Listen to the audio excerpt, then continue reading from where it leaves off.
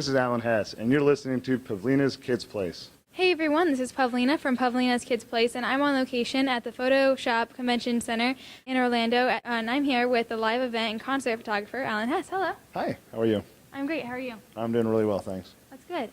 So, I could spend hours talking to you, but I'm going to try to cut it down, because, you're pretty busy here. So, at the Photoshop convention, how has it been so far? And, because I know you're doing some concert classes. Right, we actually started the day before the conference. We did a pre-conference concert class where we actually do a live band shoot, which is great. Wow. We take 40 students, we go 4 hours of classroom instruction, we take a live band, we shoot, they get to submit images, and we present them actually on the big screen in the morning of the keynote. So we started with that, then the conference kicked off all day yesterday, and I taught a class this morning. It was fantastic. Had a really good time, and I've been on the expo floor and looking at stuff when not sitting in classes. It's really actually been a whirlwind. Yeah. I mean, for me, this is one of the highlights of my year, actually, to come here, not just to teach, but to actually see what everyone else is doing and to see all the new gear. Awesome, that's really cool. Thank you. That's so awesome. So, I'm a Canon person, but I see you have a lot of Nikons. So, what's the difference? The difference between the two brands is really not a whole lot. So for me, I started many, many years ago. I bought my first Nikon. I loved the way it felt in my hand, so it just was really comfortable. I started buying lenses. The next thing I knew is I had a selection of lenses, and I had a couple of cameras. And then it went digital, so I just bought a digital body to match my lenses, and I was a Nikon guy. So I think that most people do themselves a disfavor by actually picking a brand just because it's a brand. Yeah. I think you need to go into a camera store, pick up the camera, see how it feels and fits in your hand. This little grip here on the Nikon really feels comfortable to me. Yeah. So when I'm holding this camera, I know everything is. I've used them for years, and that's honestly the reason why I went with one over the other to start with. Yeah. The top-end cameras are top-end cameras, like a Mercedes or a BMW. They're both great cars. So. Yeah, definitely. That's great. So, at a venue, have you ever had, awful lighting, sound is terrible, and the venue workers are rude, and has that ever happened, and what did you do? It happens way more than I would like, and so what I do is I shoot. I go in there, I do my job, I act like a professional, and then I leave. Once I'm done with my job, I turn around and I walk out the door, and I hope that the next time I go there, it's better. But honestly, sometimes you have bad shoots, and you make the best of them. So. That's usually what I do. I don't say for anything. But, what has been your best concert ever? Wow. There've been a lot. Recently, probably one of the best shows I've ever seen, production-wise, photograph-wise, and one of my heroes was Roger Waters performing The Wall live. And we had it at my venue, and I've never been so nervous to shoot a show because it was so iconic. It's Pink Floyd's The Wall. It's one of those albums. I'm a little older. I just turned 45. This was an album I grew up with when I was younger, and to see it performed live and to have to capture it was really one of the most amazing moments I've ever had. So, but I got to say something. For me, it's always the next show. Whatever show has been fantastic, I'm always looking forward to the next one. It doesn't matter how great the one I just did was. I mean, it's fantastic. I go home, I love the images. But a couple of hours later, I'm already looking forward to who's coming next. Who do I get to capture next? Otherwise it's not exciting anymore. Definitely. That must be really cool. So, do you collect photo or press passes? Because that's what I do. I have a whole thing of them. I have boxes of them. Really? Yeah, I love those things. I tell people in my classes that I like to throw them in the air like Scrooge McDuck on the bed with money, Yeah. But I literally don't put them on my clothes anymore.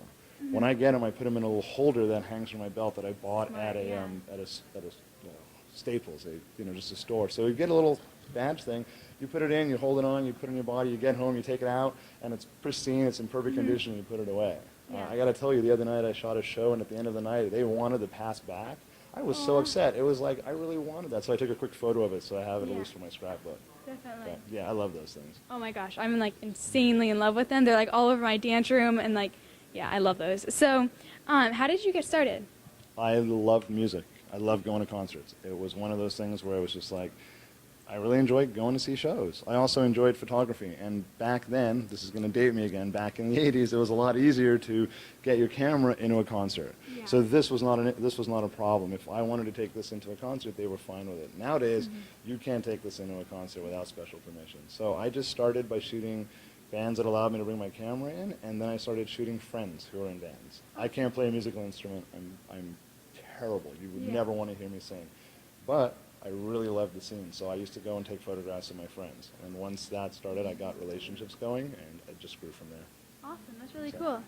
So, what is like your biggest pet peeve at a concert?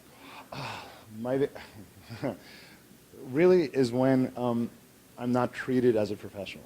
I try to treat everyone else as a professional, so I like to be treated as a professional. And I think that a lot of venues and concerts and promoters would do a lot better if they would just realize that we're doing a job. Yeah. And I don't need to be like sat outside for an hour before the show and then walked in like a kid. You know, just treat me like a professional and I'm fine. On the other hand, there's a lot of photographers out there who don't act professionally, and my peeve is that they're bringing everyone else down. If you get access to do something and you're allowed to shoot it, behave properly. Yeah. They'll invite us back. If you don't behave properly, we'll all get, kicked out in the end. Exactly. A lot of events, like, since I'm a kid, they're kind of like, eh. But like after a couple of interviews at the same place, they're always like, oh, we know her, she can come in. Because you act like a professional, and honestly, you're one of the most professional people who've ever interviewed me, and that's awesome. So. Awesome, thank you. So what are your upcoming plans and events?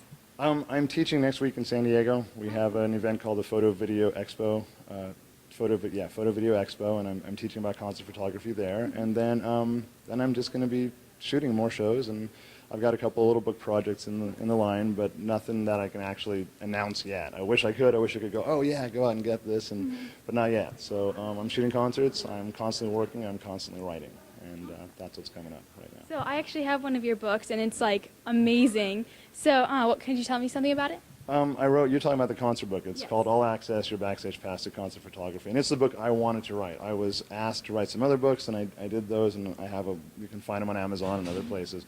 The concert book is really, if you want to get into concert photography, I try to write a book that would let anyone do it. So you can start off how to get a photo pass, what to shoot, what to look for, the rules and regulations, and to me it's really good. It's the concert shooter's survival guide, entry-level book. So it's called All Access, Your Backstage Pass to Concert Photography. And I asked my friends to contribute in it as well. So if you go through the book, at the end of each chapter, there's a little section by other concert photographers and musicians and people in the business to just try to get a broader range. So it's not just my opinions and ideas, but it kind of brought in people from the industry to let people know what it's really like to be a concert photographer. So I'm really proud of it. I'm really happy with it. Yeah, definitely. So.